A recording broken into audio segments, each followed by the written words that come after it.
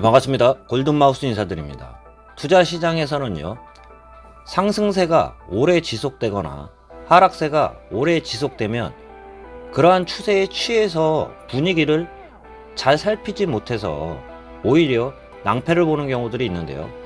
부동산도 마찬가지라고 할 수 있습니다.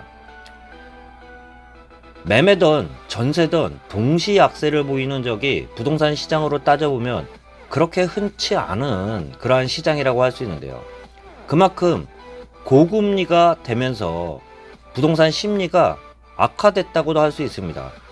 현업에서 좀 보면 전세 같은 시장은 실수요자 시장이기 때문에 전세가 약세가 되던 전세가 강세가 되던 항상 꾸준하게요, 실수요자가 있는 시장이 임대 시장 중 전세 시장이라고 할 수 있는데요.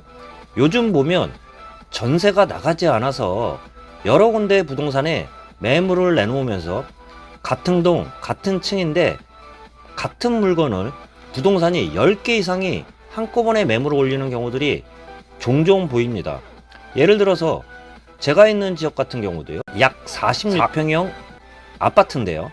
전세 같은 경우는 맨 처음에는 6억 5천에 내놨는데요. 안 나가다 보니까 6억, 5억 5천, 5억, 결국은 4억 7천에 전세 세입자를 구해서 굉장히 낭패를 보면서 그만큼 차익을 많이 빼줬다고 할 수 있는데요. 부동산들마다 부동산 사이트들이 있습니다. 부동산 간에 정보를 공유하기 위해서 부동산 정보 공유 사이트를 보통 가입하고 있는데요. 사이트만 봐도 같은 동, 같은 층에 봐도요, 301동 4층에 전세 매물이 2억 9천에 여러 군데 부동산이 쭈르륵 나와 있는 경우들이 있습니다. 이렇게 많다 보면 어느 한 군데만 가격을 주인하고 이야기해서 가격을 낮추면요, 바로바로 따라가지고 호가들도 낮아질 수밖에 없습니다. 그만큼 안 나가다 보니까 호가들도 계속 낮춰지는 그러한 양상이 보이면서 부동산 매물을 찾을 때 물건은 많이 보이는 것처럼 보이지만 실질적으로 한 매물당 부동산 여러 군데가 내놓으면서 그만큼 경쟁적으로 호가들도 낮아지고 있는 상황이라고 할 수 있습니다. 투자자 입장에서는 가격에 취하면은 안 된다고도 할 수 있는데요.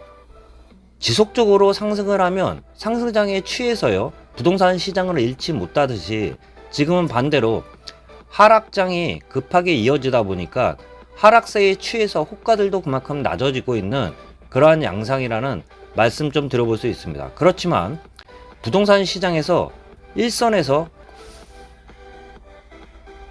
생활을 하는 그러한 중개업자 입장에서 좀 보면 매매든 전세든 동시 강세를 보이는 장이 그렇게 흔치는 않습니다. 아주 급격하게 상승하는 장이요. 그렇지만 지금과 반대로 매매든 전세든 동반 약세가 지금처럼 강한 시장 같은 경우는 몇 번 안 된다고 할 수 있는데요. 지금 같은 시장 같은 경우는 오히려 임대 시장이 옛날같이 마음을 졸이면서 구하기도 힘들고 가격도 쫓아가면서 사는 그러한 임대 시장이 아니고요. 오히려 경쟁적으로 호가가 내려지면서 그만큼 매물 자체는 많지는 않지만요. 그렇지만 옛날과 마찬가지로 매물 같은 경우는 많지 않은 상황입니다. 그렇지만 임차인을 구하기 쉽지 않은 시장이다 보니까 매물 하나에 부동산 거래 중개업소마다 물건들을 쭉 올리면서 겹쳐지는 매물이 많아 보이는 것 뿐이지 실질적으로 전세 매물 같은 경우는 많지도 않는 상태에서 호가들도 많이 낮아지고 있는 그러한 실거래가 시장이라고 할 수 있는 전세 시장도 동반 약세를 보이는 그러한 특징들을 보이고 있는 부동산 현 추세라는 말씀 좀 드려볼 수 있습니다. 참고하시길 바라면서 영상 마치도록 하겠습니다. 골든마우스였습니다.